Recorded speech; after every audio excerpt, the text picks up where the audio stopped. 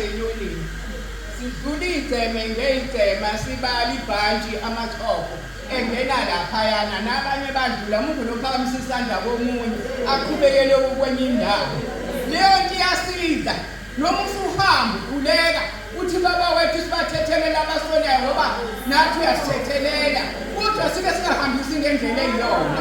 Eyiwe bathandekayo siyamcela uNkulunkulu uyabonga amantombazane enihambe lendlela sengathi le ndlela ingahlala ikhanya njalo ingaboko ogcina namhlanje. Athi-ke amazwi kaMateyu ku-13 athi 25 verse 13 uthi nina nosawoti wezwe uma usawoti edunyelwe uyoyoniswa ngani na?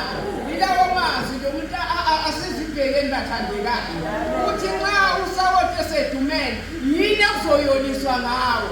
Hawu bathandekayo nama nginawo amazwi amaningi ngiyabonga ngibonga kakhulu nale ntombazane uhleli ekuthiwa wayicabanga le ndaba usemncane lo mntwana noma sikhona enkonzweni asimthathi njengomama onobuphopho osibavile.